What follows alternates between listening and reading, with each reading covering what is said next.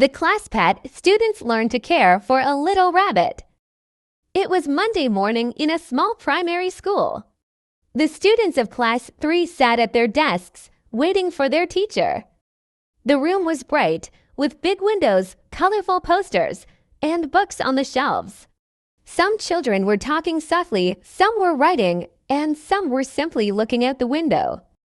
Then the door opened and Mrs. Brown, their teacher, came in with a big smile on her face. But she was not alone. In her arms, she carried a small cage. Inside the cage was a little white rabbit. The rabbit had long ears, soft fur, and bright, curious eyes. The children gasped with surprise and excitement. "Good morning, everyone," Mrs. Brown said. "Today I have something special to show you.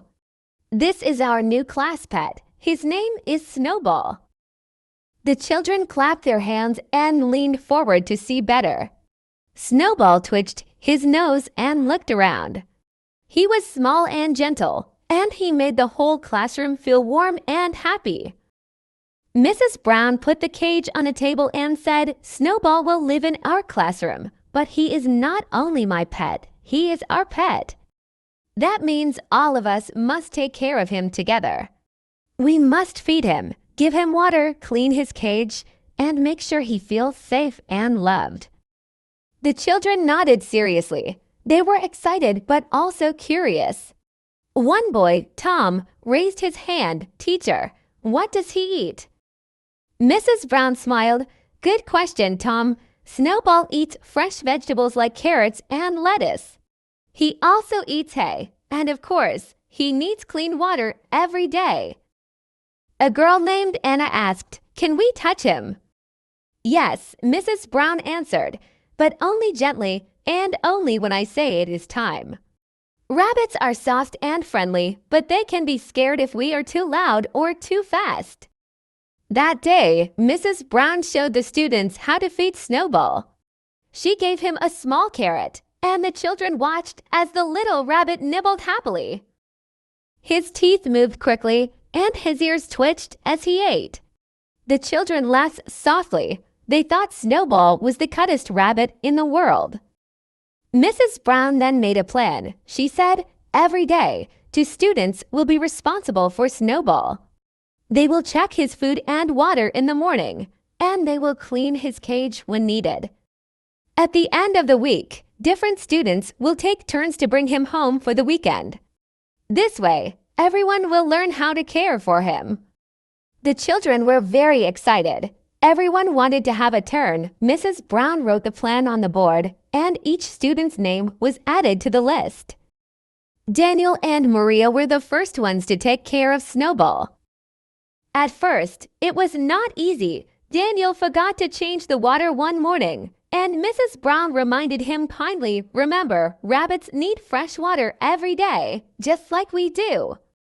Maria was a little afraid to touch Snowball, but when she finally held him in her arms, she smiled and said, "He is so soft and warm." Slowly, the students became better and better at caring for their pet. They learned how to give the right amount of food, how to clean the cage carefully, and how to hold Snowball gently so he would not be scared. One Friday, it was Lily's turn to take Snowball home. She was very happy.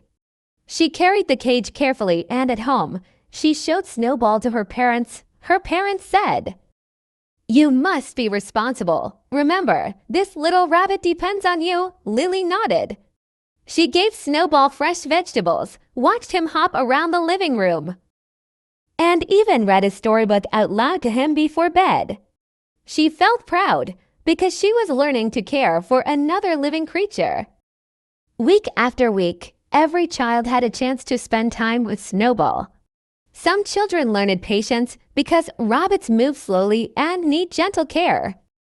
Some learned responsibility because they had to remember food and water every single day. Some learned kindness because they saw that Snowball trusted them when they were gentle.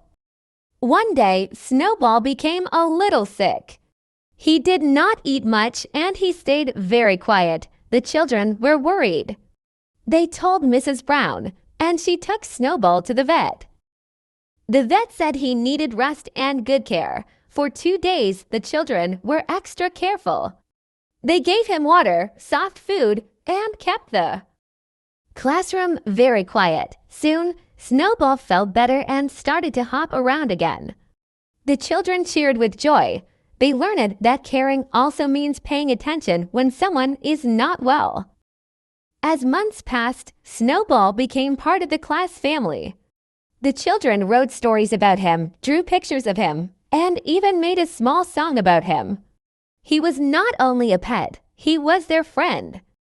At the end of the school year, Mrs. Brown asked the children, "What did you learn from Snowball?" Tom said, "I learned to be responsible." Anna said, "I learned to be gentle." Lily said, "I learned that even small things need love and care." Daniel said, "I learned not to be afraid because Snowball trusted me." Mrs. Brown smiled proudly. "Yes," she said, "Snowball taught us all something important. Taking care of him taught us how to take care of each other. That is the greatest lesson."